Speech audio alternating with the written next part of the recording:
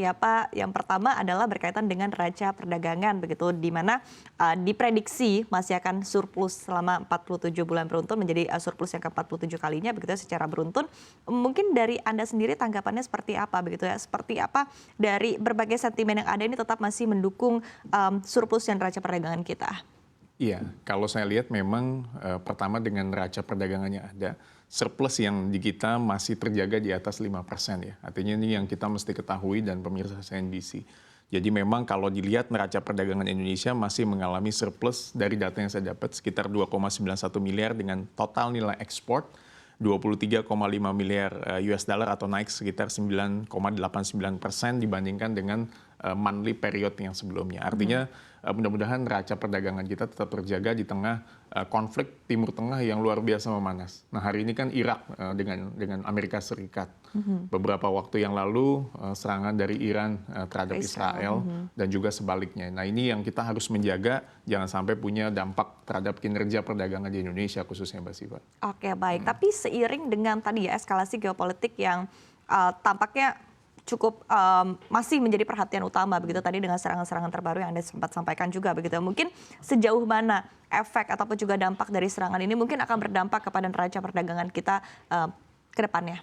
Jadi good question ya. Jadi memang dengan serangan Iran ke Israel dan sebaliknya, Iran itu kita tahu menjadi salah satu produsen minyak yang terbesar, salah satu yang terbesar di dunia setelah Amerika Serikat. Jadi sekitar 3,3% pasokan global yang memproduksi 2,4 juta minyak barel per harinya. Nah ini memang menjadi concern karena begitu nanti ini terganggu pasokannya akan punya dampak impact kepada perdagangan di Indonesia khususnya harga minyak, subsidi minyak dan sebagainya. Nah ini yang kita harus lihat dampaknya juga. Lalu yang kedua adalah terhadap harga emas, ya otomatis itu menjadi efek domino.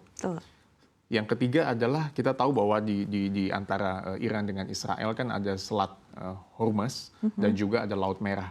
Nah ini juga punya dampak dengan adanya terhambat logistik karena pusat peredaran barang minyak dan sebagainya kan ada di sana. Sekitar 33.000 yang ada di selat Hormuz dan juga 27.000 yang ada di Laut Merah kapal-kapal yang berdagang di sana. Artinya di Indonesia perlu waspada dengan adanya ini akan ada hambatan pasokan barang dari Asia ke Europe. Ya kan makanya harus ada upaya-upaya yang harus dilakukan oleh pemerintah. Nah, yang terakhir adalah tentu ongkos logistik akan semakin besar nih. Ya kan karena logistiknya akan terganggu di Selat Hormuz dan Laut Merah. Oke, baik. Ini menarik Pak Aryawan ya, karena tadi dengan berbagai sentimen yang Anda sampaikan begitu ya, ini kan sebetulnya menjadi sebuah tantangan tersendiri bagi kita di sepanjang tahun 2024 ini, karena mengingat 2024 juga masih panjang begitu ya. Nah, tapi di satu sisi kalau kita lihat begitu ya, pernyataan dari WTO menyebutkan bahwa sebetulnya secara ekspektasi begitu ya untuk tahun 2024 ini sendiri perdagangan global ini diharapkan akan meningkat di 2,6% begitu. Dengan adanya tadi berbagai tantangan, apakah menurut Anda WTO ini cukup optimis begitu dengan tadi ekspektasi di 2,6% peningkatan? Iya, tentu WTO sebagai organisasi perdagangan dunia harus optimis. Karena dengan sifat 2,6%, tapi dia harus melihat eskalasi konflik di Timur Tengah ini day by day, karena eskalasinya semakin meningkat nih di Timur Tengah. Ya kan kita tahu berita yang pagi ini sudah ada. Nah artinya makanya di WTO itu harus juga melihat pasar-pasar untuk negara-negara berkembang, ya kan negara-negara yang memang juga terkena konflik Timur Tengah yang ada. Nah termasuk Indonesia yang juga harus tetap bersiap diri. Artinya walaupun kita masih ada kendala sana-sini, misalnya dengan EU deforestation, pasar kita sulit masuk ke Eropa untuk crude palm oil, lalu juga ada kendala-kendala kita, misalnya kita baru saja kalah di WTO, Dispute Settlement Body, dalam kaitan dengan ekspor larangan biji nikel. Dan sekarang kita lagi upaya untuk melakukan banding. Artinya optimisme dari WTO kita tetap harus menjadi pegangan, akan tetapi di Indonesia sendiri harus berbenah. Jadi pemerintah di Indonesia tidak hanya melakukan business as usual, tetapi juga harus melakukan upaya-upaya intervensi untuk bisa bagaimana melihat konflik Timur Tengah dari perspektif perdagangan internasional yang ada di Indonesia. Oke, intervensi seperti apa yang bisa dilakukan sebetulnya oleh pemerintah Indonesia? Iya. pemerintah harus melakukan upaya-upaya. Artinya dengan konflik ke Timur Tengah ini, kita tahu bahwa pasokan minyak ini akan menjadi kendala. Harga minyak per barel akan naik terus, ya kan? Nah, yang menjadi masalah adalah kita juga harus melihat diversifikasi barang dan jasa yang bisa masuk bukan hanya ke Timur Tengah, tapi ke pasar Asia, Eropa, mungkin Afrika dan Amerika, ya kan? Ada BRICS, ada G7, ya kita harus coba melihat itu. Ada Indonesia sebagai anggota ASEAN juga ada kerjasama Regional Comprehensive of Economic Cooperation (RCEP). Lalu ada penjajakan untuk Trans-Pacific. Artinya ini semua ini harus kita jajaki supaya depending kita untuk ke Timur Tengah ini nggak hanya misalnya dalam kaitan dengan minyak ya, tidak hanya di satu sisi, tetapi juga diversifikasi ke pasar negara lain.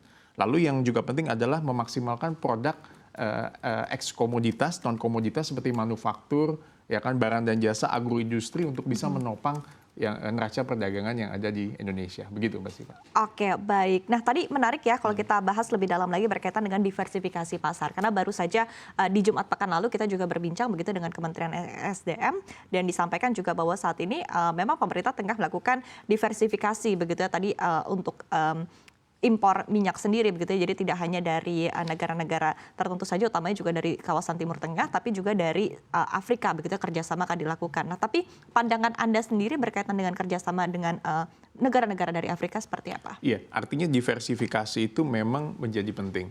Tetapi kita harus melihat potensi pasar yang stabil itu yang mana, yang bisa masuk ke pasar negara lain. Afrika misalnya, kita tahu pemerintah Presiden Jokowi beberapa waktu yang lalu juga mengunjungi negara-negara di Afrika, artinya dengan beberapa Tanzania dan sebagainya. Itu juga saya sampaikan di banyak media juga. Artinya momentum ini bisa dimaksimis oleh pemerintah untuk bisa terus bekerja sama. Jadi tidak hanya bergantung dengan Iran ataupun negara-negara pemasok minyak yang lainnya. Jadi ini Indonesia harus bisa open market dengan kerjasama dengan negara lain. Nah, yang ketiga adalah pengembangan ekspor non komoditas tadi yang saya sampaikan tadi. Terus diversifikasi dengan beberapa negara lainnya seperti di Eropa, Afrika Selatan dan sebagainya.